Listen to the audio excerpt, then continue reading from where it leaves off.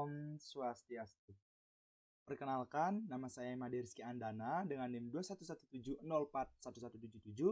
Saya berasal dari Rombel 14, program studi S1 Manajemen, jurusan Manajemen, Fakultas Ekonomi, Universitas Pendidikan Ganesha. Nah, pada kesempatan ini saya akan mempresentasikan mengenai ujian akhir semester agama Hindu. Adapun soal yang pertama yaitu berikanlah pendapatmu apakah kelebihan adanya Banten dalam tradisi Hindu. Nah, Banten merupakan suatu perwujudan dari pemikiran akal umat manusia dari kalangan agama Hindu yang biasanya dijadikan suatu sesajen dalam suatu upacara yang didasari dengan hati yang tulus dan suci. Banten dipakai untuk menyampaikan rasa cinta bakti dan puji syukur kehadapan Ide Sang Widiwasa atas segala anugerah yang telah dilimpahkan. Di dalam tradisi upacara keagamaan umat Hindu di Bali, Banten biasanya digunakan dalam berbagai jenis upacara yang di Bali. Banten biasanya terdiri dari banyak jenis Banten sesayut. Nah, kelebihan adanya Banten dalam tradisi Hindu menurut pendapat saya, yang pertama dengan adanya Banten yang dijadikan sebagai sarana upacara, masyarakat yang khususnya beragama Hindu akan selalu ingat akan kewajiban untuk melakukan puji syukur dan sebagai wujud persembahan bakti kepada Ide Sang Widiwasa. Kemudian yang kedua, Banten biasanya dibuat dengan rasa tulus dan ikhlas untuk persembahan kepada Ide Sang Widiwasa, sehingga pada saat masyarakat membuat Banten, mereka cenderung akan terlatih membiasakan diri untuk bersabar dan mengendalikan diri agar tidak marah, supaya nantinya Banten yang dibuat memiliki hasil yang memuaskan serta untuk menghilangkan sikap egoisme pada diri. Nah, yang ketiga, dengan membuat Banten dapat membantu mendorong tingkat kreativitas masyarakat terutama oleh kaum perempuan. Nah, biasanya pada kehidupan masyarakat Hindu, anak perempuan dijadikan atau diwajibkan untuk bisa membuat Banten supaya pada saat berkeluarga nanti tidak terjadi keributan dalam berumah tangga. Sehingga orang tua sekarang harus melatih anaknya untuk membuat Banten dan untuk menghindari anaknya dari sikap malas. Dan yang terakhir, dengan pembuatan Banten dapat membantu meningkatkan perekonomian masyarakat melalui penjualan Banten yang biasanya hanya orang tertentu yang memiliki keahlian khusus untuk bisa mengerjakannya. Nah, soal yang kedua yaitu nilai-nilai apakah dalam agama Hindu yang harus dilakukan agar umat Hindu tidak terjerumus dalam perbuatan korupsi dan sebut langkah-langkah yang bisa diterapkan. Jawaban dari saya, upaya yang paling sering biasanya dipakai untuk memberantas kasus korupsi adalah dengan memberikan hukuman yang berat kepada para pelaku korupsi melalui perangkat hukum atau tindak pidana yang berupa peraturan perundang-undangan. Namun sekarang hal yang terjadi justru tidak pidana korupsi tetap tumbuh subur dan berkembang sangat pesat di negeri ini. Ironisnya lagi, Departemen Hukum yang memiliki tugas untuk memberantas kasus korupsi ini terdapat dalam beberapa kasus justru ikut serta dalam menyuburkan kasus korupsi. Dalam pandangan agama Hindu terdapat upaya awal yang dapat dilakukan sebagai langkah untuk mengantisipasi kemunculan perilaku korupsi oleh setiap umatnya. Nah, menurut saya yang pertama dengan penanaman nilai-nilai budi pekerti. Nah, sebagai langkah untuk mengantisipasi hadirnya perilaku korupsi, maka budi pekerti dapat kita tanamkan melalui upaya yang dapat dilakukan, yakni bina cipta, rasa, dan karsa. Setiap personal yang dapat dituangkan ke dalam pola pikir, sikap, dan kata-kata yang berdasarkan nilai-nilai luhur ajaran agama Hindu. Kemudian yang kedua, dengan mengoptimalkan peran keluarga.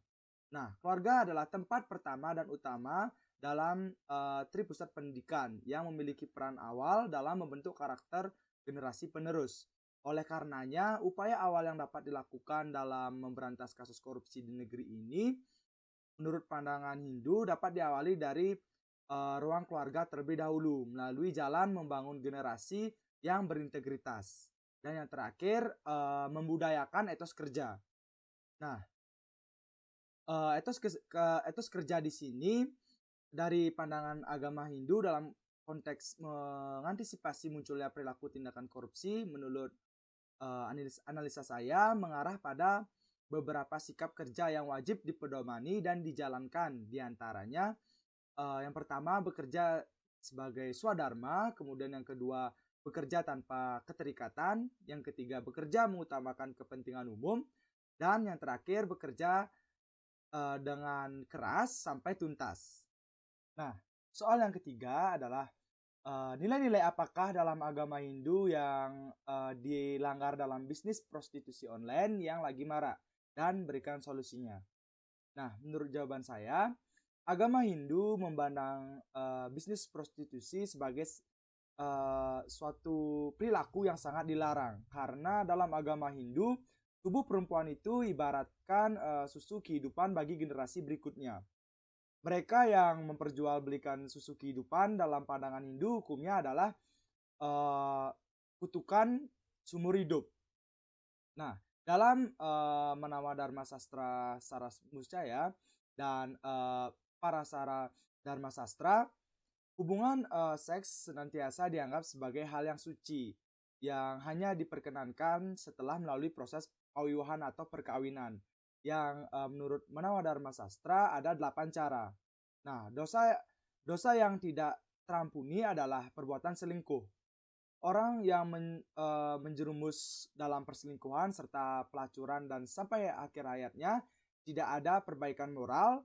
Dalam reinkarnasi nanti mereka akan menjelma menjadi makhluk yang paling rendah. Sulit untuk menjelma menjadi manusia kembali. Hukum bagi yang melacurkan diri adalah sangat berat sekali, selain upacara pembersihan atau prayaಶ್ಚಿtta. Soal yang keempat, yaitu ketika Anda mengunjungi panti asuhan, nilai-nilai agama Hindu apa saja yang bisa kita pelajari dan terapkan dan berikan contohnya.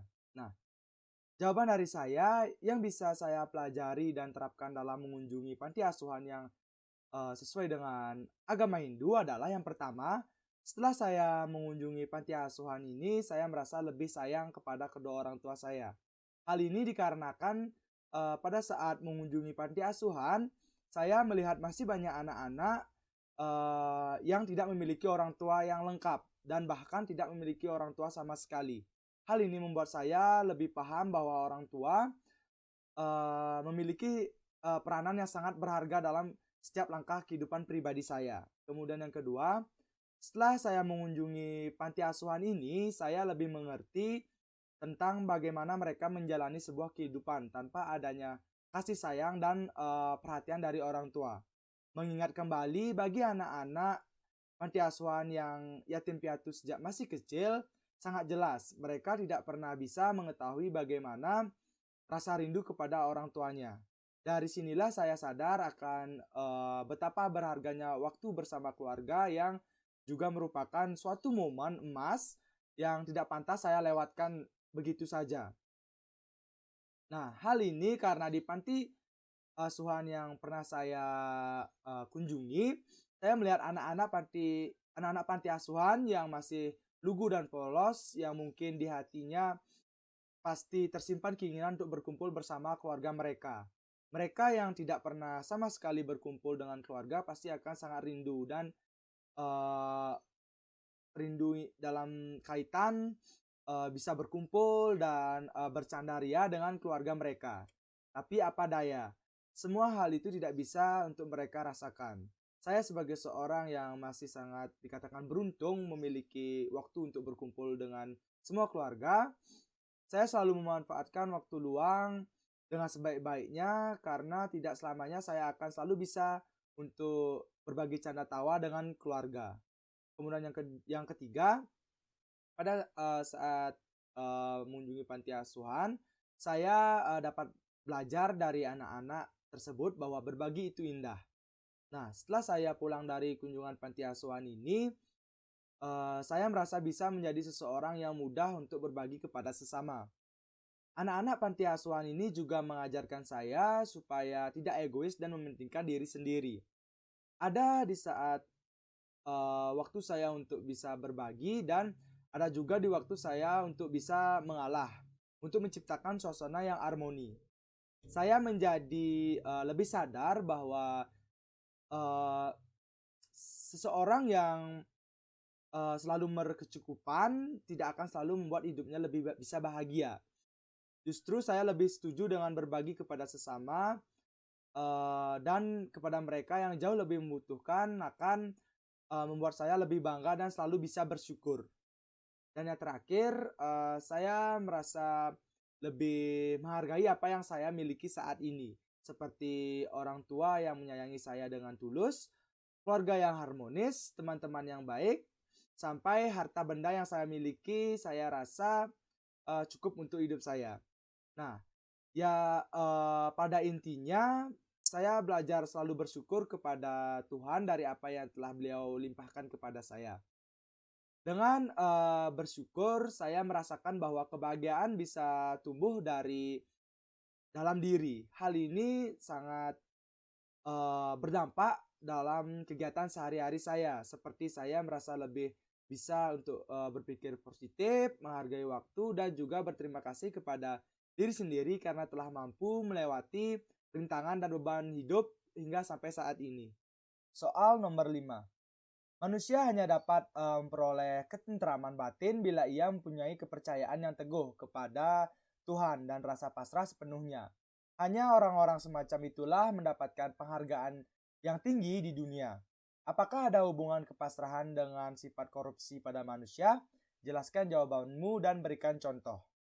Nah, menurut pendapat saya, hubungan kepasrahan dengan sifat korupsi pada manusia itu ada kaitannya, di mana manusia yang melakukan suatu tindakan korupsi pasti akan pasrah dengan suatu keadaan di mana nantinya setelah mereka melakukan tindakan korupsi ini, mereka akan pasrah dan tidak bisa melawan jika berhadapan dengan hukum. Hukum yang saya maksudkan di sini biasanya berupa hukum negara dan hukum adat, di mana si pelaku korupsi akan cenderung terkucilkan dari kehidupan masyarakat, sehingga muncullah rasa pasrah dengan keadaan.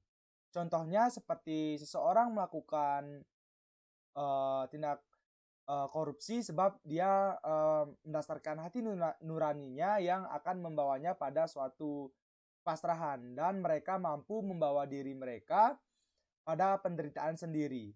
Kita lihat dari pejabat tinggi yang melakukan korupsi, mereka dikejar habis-habisan kemanapun mereka pergi dan tidak bisa terbatas dari sistem hukum di negeri ini. Orang-orang biasanya melakukan tindakan korupsi karena tidak puas begitu saja. Mereka akan cenderung meremas habis-habisan uang yang bukan menjadi hak mereka.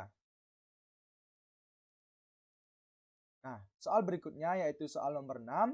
Dalam konteks pemujaan manusia hanya dapat menyadari kebenaran bila dia memupuk keselarasan dalam pikiran, perkataan, dan perbuatan. Kurangnya keselarasan di antara ketiga hal ini sama saja dengan dusta. Orang semacam itu tidak dapat mencapai kesempurnaan hubungan dengan kesempurnaan lahir dan batin. Nah, pertanyaannya, hubungkan pertanyaan itu dengan yoga dan pranayama yang Anda temukan dalam pengkajian center yoga selama ini. Nah, menurut pendapat saya, pada dasarnya yoga adalah penyatuan diri dari Brahman. Dalam hal ini, jika manusia melakukan kegiatan yoga, maka akan dapat memupuk keselarasan dalam pemikiran, baik itu perbuatan maupun perkataan juga, sehingga dapat menenangkan diri setiap manusia yang melaksanakan yoga. Pranayama yaitu bagian dari kegiatan yoga dengan tujuan dapat menenangkan diri. Tentunya dalam pranayama terdapat keselarasan pikiran, perkataan, dan perbuatan pada saat melakukan pranayama. Nomor 7 yaitu dalam bab tentang bakti dalam kitab Bhagavad Gita dikatakan bahwa waktu adalah unsur yang paling penting dalam kehidupanmu. Krishna mengajarkan dalam Gita bahwa walaupun engkau tidak begitu berhasil melaksanakan ketidakterikatan kepada benda-benda duniawi, jika engkau melaksanakan semua pekerjaan dan kewajibanmu seperti sembahyang, mempersembahkan segala yang engkau kerjakan kepada Tuhan, maka hidup akan diberkatinya. Apakah makna ungkapan Bhagavad Gita yang dimaksud? Nah, menurut saya makna dari ungkapan isi Bhagavad Gita ini adalah jika kita bisa mengatur waktu dengan sebaik-baiknya, maka kehidupan yang akan kita jalani akan senantiasa berada dalam kebahagiaan dan kedamaian. Pada saat kita hidup di dunia ini pasti akan memiliki suatu keinginan yang akan hendak dicapai. Namun keinginan ini tidaklah mudah untuk kita dapatkan. Harus ada usaha dan kegigihan terlebih dahulu. Pada saat kita melakukan usaha ini, tentunya kita tidak boleh lupa dengan Tuhan. Segala pekerjaan dan kewajiban yang dilakukan untuk memperoleh sesuatu yang diinginkan hendaknya diikuti dengan melakukan sembah bakti kepada Tuhan. Nah, dengan melakukan persembahan dan puji syukur dengan Tuhan, segala yang akan kita inginkan niscaya akan lebih mudah untuk terwujud. Nah, soal nomor 8 yaitu Ngaben, banyak orang menyebutkan bahwa upacara itu sangat boros. Bagaimanakah menurut Anda ngaben itu? Apakah yang perlu dilakukan? Nah, menurut saya ngaben adalah suatu upacara fitrayanya yang ada di Bali yang menjadi simbol penyucian roh yang telah meninggal. Dalam ajaran agama Hindu, manusia terdiri dari badan halus dan badan kasar, di mana badan kasar terbentuk dari unsur-unsur Panca Mahabhuta.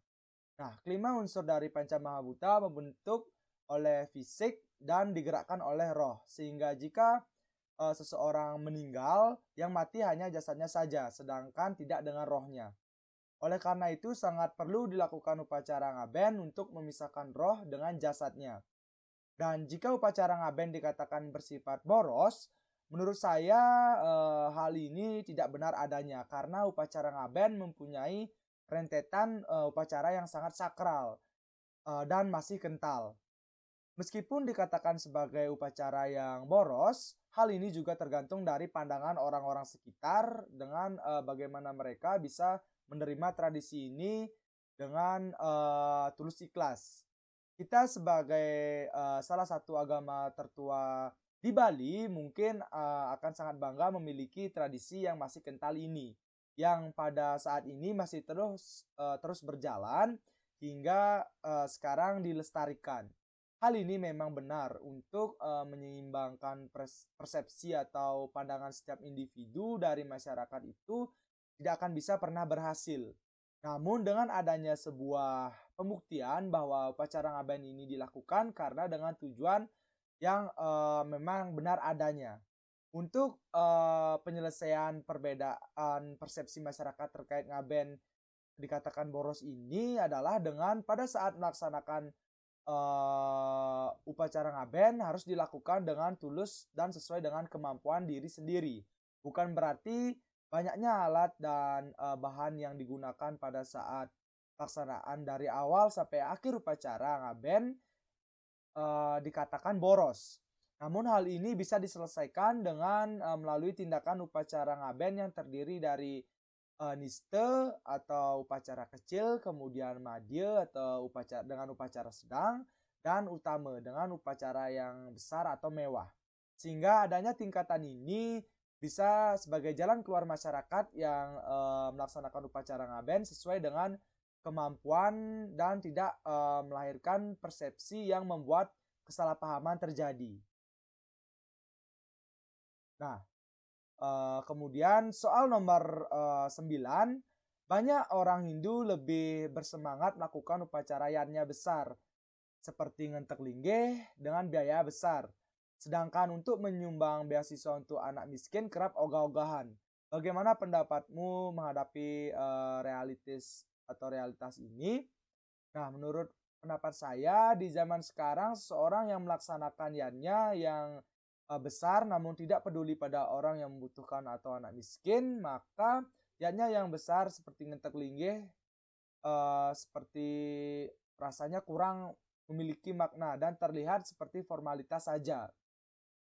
Dan juga dapat mencerminkan uang yang banyak. Dalam hal ini dapat kita maknai bahwa kita harus dapat memperhatikan di sekitar kita terlebih dahulu dengan saling membantu orang yang membutuhkan.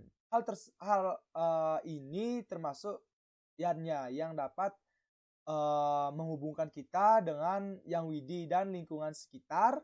Dalam hal ini Tri Tekarane sangat perlu untuk bisa kita pahami.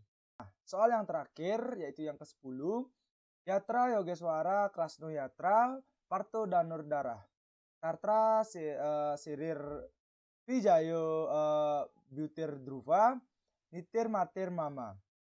Artinya di mana ada Krishna penguasa yoga dan Arjuna yang bersenjatakan busur perkasa, di sana ada kesejahteraan, kejayaan, kemuliaan dan moral yang langgeng. Berikan contoh untuk pelaksanaan dalam kehidupan sehari-hari. Jawaban saya, contoh pelaksanaan yang sesuai dengan isi Bhagavad Gita tersebut dalam kehidupan sehari-hari adalah beberapa siswa menyembunyikan novel-novel itu dalam buku pelajaran dan buku spiritual lalu membacanya. Mereka memperlihatkan kepada orang-orang bahwa mereka sedang membaca buku spiritual, tetapi sebenarnya mereka hanya membaca cerita-cerita sampah. Dengan demikian mereka menipu dan hal ini merupakan suatu perbuatan yang tidak baik. Seandainya pun buku semacam itu disimpan di perpustakaan, para pelajar dan mahasiswa kita akan menyentuhnya. Itulah sebabnya hati mereka murni dan suci. Bila engkau mempunyai perasaan yang suci seperti itu, engkau akan mencapai tingkat kesucian yang tertinggi dan hatimu akan terasa damai. Nah, itu dia tadi presentasi saya pada kesempatan ini. Saya mohon maaf bila ada kesalahan kata maupun ucapan yang kurang berkenan. Akhir kata saya ucapkan terima kasih. Saya tutup dengan Parama Santi. Om Santi Santi Santi Om.